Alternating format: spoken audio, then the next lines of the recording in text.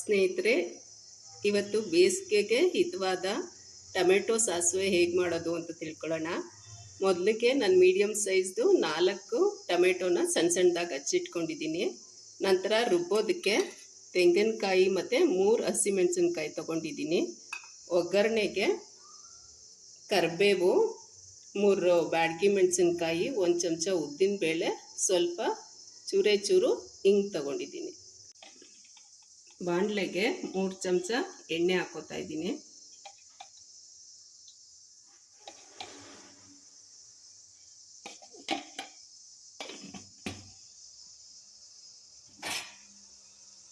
ನಂತರ ಅರ್ಧ ಚಮಚ ಸಾಸಿವೆ ಹಾಕೋತೀನಿ. ಸಾಸಿವೆ ಸಿಡಿಲಿ.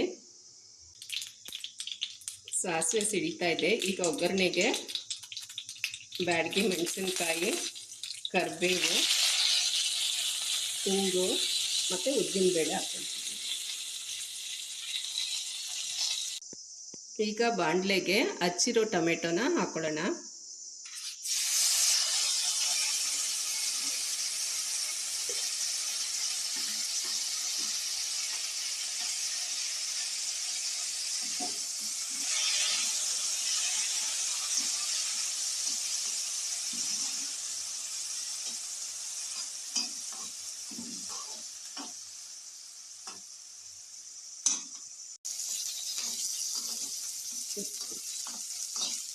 ಉದ್ದಿನಬೇಳೆ ಸ್ವಲ್ಪ ಕೆಂಪಗಾಗೋ ತನಕ ಸ್ವಲ್ಪ ಬಾಡಿಸ್ಕೊಳ್ಳೋಣ.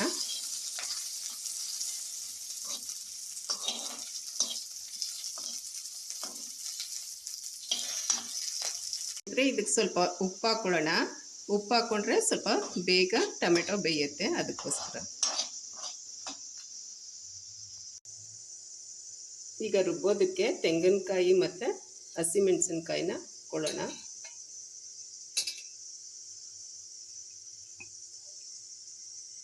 ಬೆಂದಿದೆ. ಇದಕ್ಕೆ ರುಬ್ಬಿರೋ ಮಿಶ್ರಣನ ಸೇರಿಸ್ಕೊತಾ ಇದ್ದೀನಿ.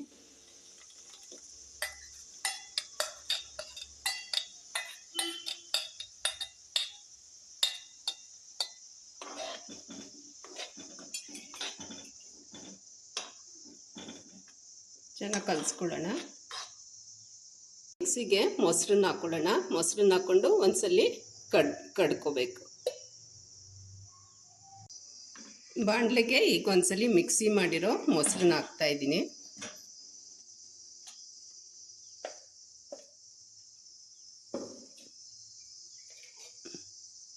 ಸ್ವಲ್ಪ ಕೊತ್ತಂಬರಿ ಸೊಪ್ಪು ಹಾಕೋಣ.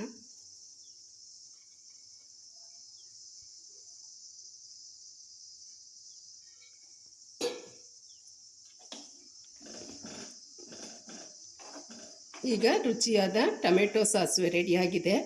ಇದನ್ನು ಅನ್ನಕ್ಕೆ, ಬಿಸಿ ಬಿಸಿಯಾದ ಅನ್ನಕ್ಕೆ ನೆಂಚ್ಕೊಂಡು ತಿನ್ಬೋದು.